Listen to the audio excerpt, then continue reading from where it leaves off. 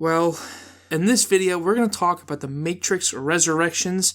It's the brand new Matrix film that just came out today, and I just got back from the theater. It's currently 7 o'clock at night.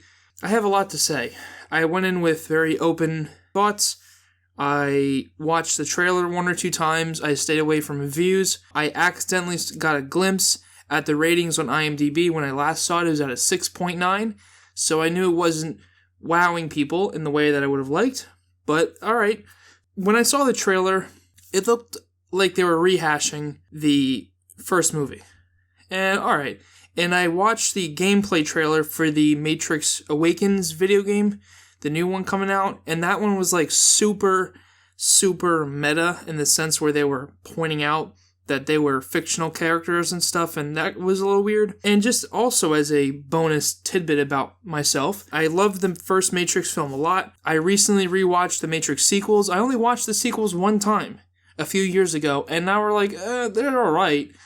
And when I rewatched it a few days ago, both of them, Reloaded and Revolutions, I didn't mind them. I mean, I found they were quite enjoyable. Granted, the Reloaded specifically kind of messed with things once they introduced the architect and all various programs and stuff like that, but I dug it. Unfortunately, this Matrix film, the new one, doesn't feel like a Matrix film.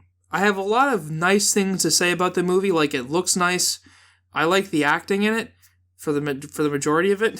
There's 2 big standouts that I don't like, but that's alright. Yeah, so we're going to be getting into spoilers, if that's not clear already. I can't talk about this without not mentioning spoilers, so if you care, click off, come back whenever you watch the film. It's on HBO Max. I went to the theater. I paid to see this movie, even though I had the subscription service, so I was really invested in it. It didn't help that in the theater, some guy was snoring throughout the whole movie. He fell asleep. I wanted to shake him and awake him, but the movie opens with a recreation of the beginning of the first Matrix. And in my head, I'm thinking, oh my goodness, they are really retreading this. But then they gotcha, because they have some different things going on. They have a new character come in, and right off the bat, I was super confused about what was going on. There was people, obviously, from the real world coming into the Matrix, and there was Smith agents around, but they weren't the other Smith agents. They weren't Hugo Weaving, and there was Morpheus in there. I was confused, and then it turns out that Morpheus was a Smith agent, and that he looked in the mirror and kind of realized what he's supposed to be doing. The one takeaway from that whole bit was, wait a minute, you're telling me that Smith agents take showers, and they shave, and they have dinner? What? If Morpheus was a real Smith agent, wouldn't they just be kind of omnipresent? The whole plot of the movie is that Neo is back in the Matrix. They put him back together after the events of the third movie because he died, making peace between the machines and the people in order to get rid of the Smith anomaly. 60 years later, they put Neo back together, they put him back in the Matrix, and they try to keep Trinity and him apart. They put him back in there to keep the balance, I guess. And, for some reason, the new architect, played by Neil Patrick Smith's character, if that's his name, Neil Patrick Harris, I don't know, that guy, the guy from How I Met Your Mother. He made a new Matrix to where everyone knows about The Matrix. It's a video game. The whole trilogy's a video game that Thomas Anderson made. Alright, and it includes Trinity, who's a mom of 3 or 4. Okay, right, that's fine. Then the movie continues, and these people... you know what? I'll give it to its credit. Towards the end of the first act, it had a really good mind-screw moment where it was showcasing various things with Neo having a freak out, a panic attack in a sense. And the viewers was having trouble of distinguishing, is this world real or is it fake? Is the therapist real or is it just a way of bringing him down? And I thought it did a good job in editing that together. Of course, they had to play the trailer song, The White Rabbit, and I thought it worked. I mean, if that little section felt like a trailer. It's like they just took that moment from the movie and uploaded to YouTube. I wasn't keen that they included the same song in the film, but it's whatever. As the story goes, as in the original Matrix, they break Neo out. He takes the red pill. just as he does in this new movie. But here's where it drew away from me. Here's where things went south, is they keep cutting back to the original movie footage. If you took all the different cutaways from the original movies and you put them in a compilation, I'm sure that must be at least 2 to 3 minutes of material right there. They cut back to the original movies so much. And even when Neo takes the red pill again, behind him on a projector is the original footage from that same scene. Why would they do that? It's like, alright, I get it. They're pulling a Force Awakens. They're redoing The New Hope in a new world, and it's going to be fun, it's going to be cool, there's going to be references, but it's going to tell a brand new story. The Force Awakens didn't cut back and forth between A New Hope footage, alright? We get it. I liked The Force Awakens because it took the broad story strokes of A New Hope and it applied to a new hero. This movie literally takes the original movie and applies it throughout the whole thing. It's frustrating, alright? There's a reveal. Well, for one, that Neil Patrick Harris's character is the new architect. He made this new Matrix. And then the other twist is that the owner, the manager of this video game firm is the one and only Agent Smith, but with a reskin. I thought Agent Smith was gone kaput at the end of Matrix Revolutions.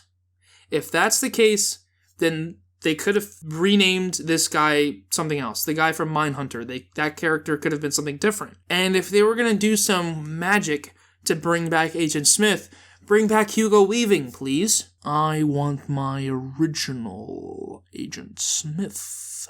And then there's some action scenes, mixed about. It was a huge disappointment, I gotta say. I was really looking forward to the action, because, I was having trouble following the story at that point. But, I was like, you know what? At least I can have some fun with the action. Nope. It is not reminiscent of anything like The Matrix at all.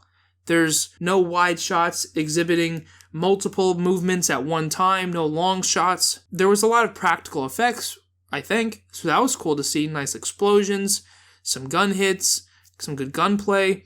But besides that, it was very close up, very claustrophobic. Even in the ninja fight room between the new Morpheus and Old Man Neo, even then, it was close up, it was choppy, and it just didn't look good. It didn't feel like the original Matrix. So if you're not going to have a good story, at least give me some good choreography. Now here's the thing. Keanu Reeves is 60-something years old. He's old, alright?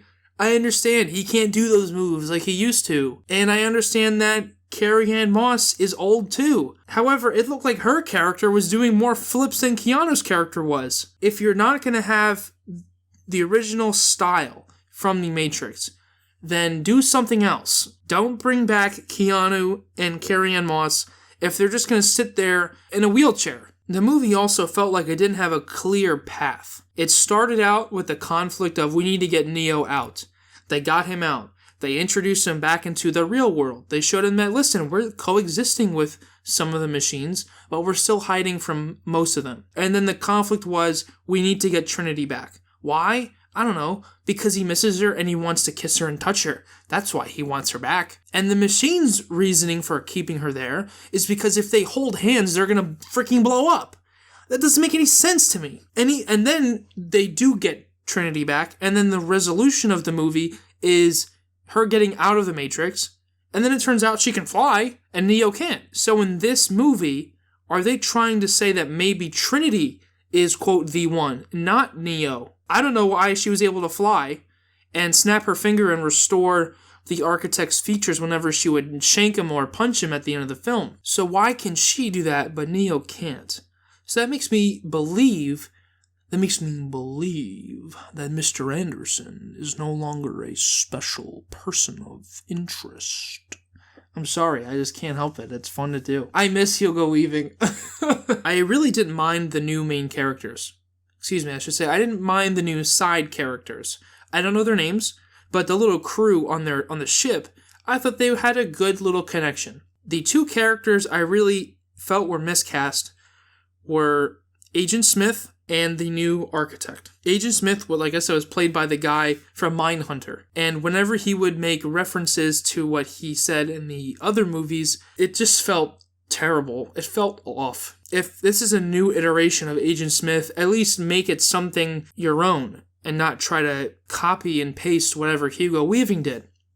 So it ended with when the actor was involved in the action scenes and was fighting, it didn't feel compelling because for me, I know that actor as someone of a more serious, slow-moving person. So seeing them do fight moves is a little odd, and the shots didn't do them any favors. Next, we have Neil Patrick Harris as the new architect, which is a complete 180 from the original one. The original one was a Colonel Sanders. I'm going to sit here and talk a very high vocabulary because he was all about the equations and all that mathematical stuff, right? That's what they established in Matrix Reloaded. So they went for something completely different. The opposite. This guy is more about being in touch with human emotions. I just didn't feel that he was intimidating. The original architect, the white facial haired man, there was a hint of intimidation with him. Like, he really knew his stuff. He was really all-knowing. And it felt like he could mess up Neo's world in a few moments, and he did by giving him a choice at the end of Matrix Reloaded. This one feels like he should be making me cookies and brownies. The worst he's going to do is claw my face and give me little, like those little girly punches. Going back to something I did like the third act chase sequence throughout the city, even though I didn't realize that was the third act because it didn't feel like a resolution at all. But I liked how the world was using the people as like kamikazes. The Morpheus character was very hit or miss for me as well.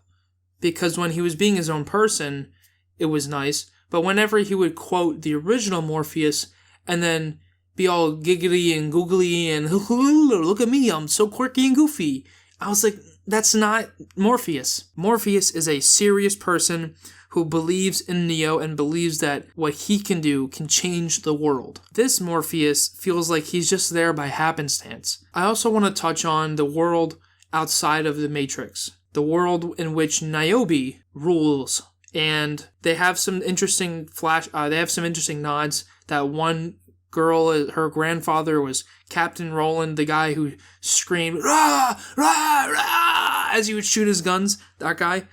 They had the Indian girl from Matrix Revolutions as well.